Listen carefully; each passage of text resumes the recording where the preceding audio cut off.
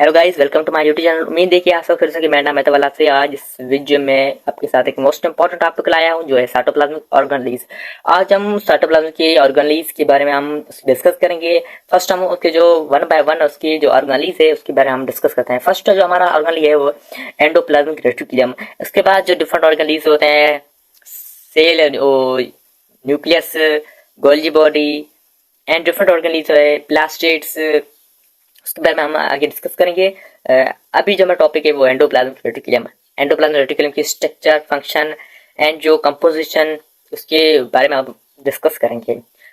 पहले हम endoplasmic reticulum के वर्ड को हम ब्रेक डाउन करते हैं, उसकी जो मीनिंग निकालते हैं क्या होती है। Endo means inside, plasma means form substance, reticulum means network. It's a network formed inside the cell or cytoplasm is called endoplasmic reticulum.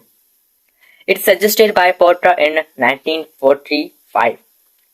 एक साइंटिस्ट है पोर्टर जिसने 1945 में इसको सजेस्ट किया था। The laboratory tube is like a system of lipoprotein. जो इसकी tubes होती है वो लिपोप्रोटीन की सिस्टम होती है, उस सिस्टम जैसी होती है। It is extended from plasma membrane to nuclear membrane. Nuclear plasma membrane से न्यूक्लियर मेम्ब्रेन तक एक्सटेंडेड होती है। मीन्स जो मेम्ब्रेन होती है सेल मेम्ब्रेन से न्यूक्लियर मेम्ब्रेन तक की एक्सटेंडेड होती है। It's made up of double layer of sheets and tubes. ये जो शीट्स एंड ट्यूब्स की डबल लेयर की बनी हुई होती है। डबल लेयर की बनी हुई होती है। Sheets and tubes work as handle sex of endoplasmic reticulum. Endoplasmic reticulum के अंदर उसके अंदर सेक्स होते हैं, उसकी जो गठरियां होती है उसको हैंडल करती है, उसको एक जगह पे रोक के रखती है। शीट्स एंड ट्यूब्स का जो काम होता है। अब जो हम टू टाइप्स होती है एंडोप्लाज्मिक रेटिकुलम की, जो टू टाइप्स है उसके बारे में हम डिस्कस करते हैं। फर्स्ट जो टाइप है वो ग्रेनुलेटेड और रफ एंडोप्लाज्मिक रेटिकुलम। इसको ग्रेनुलेटेड भी कहा जाता है, रफ एंडोप्लाज्मिक रेटिकुलम भी कहा जाता है। सेकंड जो है ग्रेनुलेटेड स्मूथ एंडोप्लाज्मिक रेटिकुलम भी कहा जाता है। अब जो हम ग्रेनुलेटेड मीन्स जो रफ एंडोप्लाज्मिक रेटिकुलम डिस्कस करने हैं, उसके बाद ग्रेनुलेटेड पे हम डिस्कस करेंगे। स्ट्रक्चर भी बनाएंगे, एक खूबसूरत सी स्ट्रक्चर बना के आपको एक्सप्लेन कराएंगे। अब जो मैंने टू टाइप्स जो एंडोप्लाज्मिक रेटिकुलम की जो टू टाइप थी, अब उसका जो फर्स्ट है rough endoplasmic reticulum. Rough endoplasmic reticulum पे हम डिस्कस करेंगे। It's coated with ribosomes on it's outer surface. इसकी जो आउटर सरफेस होती है, ये जो आउटर राउट ये आप देख सकते हैं, ये जो आप डॉट देख रहे हैं ये ग्रैंड्स है, ये इसको राइबोसोम कहते हैं। और ये आउटर सरफेस पे राइबोसोम मौजूद होते हैं। ये रफ एंडोप्लाज्मिक रेटिकुलम की स्ट्रक्चर है। occurs mostly in protein synthesizing cells. ये जो प्रोटीन सिंथेसाइज सेल होते हैं उसमें मौजूद होते हैं। राइबोसोम होते हैं, वो राइबोसोम जो प्रोटीन सिंथेसाइज करता है, प्रोटीन फैक्ट्री है तो उसमें मौजूद होता है ये।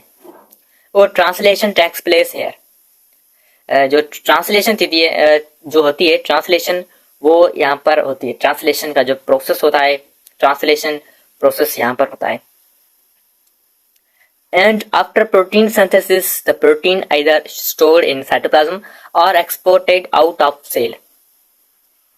जो प्रोटीन की सिंथेसिस होती है ट्रांसलेशन के जरिए, तो उसमें जो प्रोटीन होती है वो स्टोर होती है साइटोप्लाज्म के अंदर और वो एक्सपोर्ट होती है सेल से बाहर। एंड अब जो सेकंड जो टाइप है वो है SER, smooth endoplasmic reticulum. It's coated without ribosomes. इस पे जो राइबोसोम होते हैं वो मौजूद नहीं होते हैं। इसमें एग्जांपल की तरफ ये देख सकते हैं, ये स्मॉल आप शायद देख पाओ, ये जो है ये एक स्मूथ एंडोप्लाज्मिक रेटिकुलम है। It's found in steroid producing cells like adipose, glycogen storing cells and muscles and different others में जो मौजूद होते हैं smooth endoplasmic reticulum. It's involved in the synthesis of oil, phospholipids, and different type of steroid. ये जो steroid different type की उसको synthesise करती है एंड प्रोवाइड मैकेनिकल सपोर्ट, जो सेल को सपोर्ट प्रोवाइड करती है, क्योंकि जो फैली हुई होती है सेल से, सेल की जो मेम्ब्रेन है उससे न्यूक्लियर मेम्ब्रेन तक उसको जो होती है वो सपोर्ट प्रोवाइड करती है।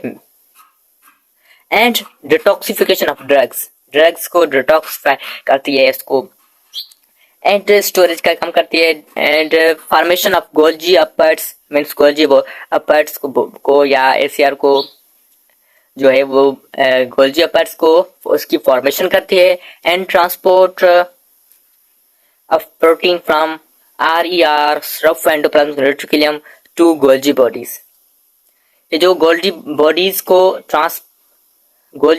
तक प्रोटीन को ट्रांसपोर्ट करती है। कहां से?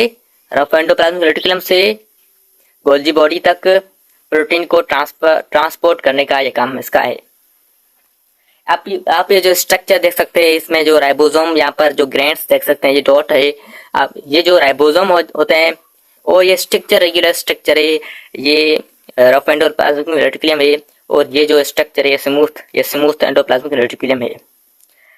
ये जो यहाँ पर जो मेम्ब्रेन होती है, यहाँ पर मैंने नहीं बनाई है, यहाँ पर सेल मेम्ब्रेन होती है। एंड ये जो है वो इन्वॉल्व है न्यूक्लियस का, ये जो होती है ये पार्ट, इसको सिस्टर्नी कहा जाता है।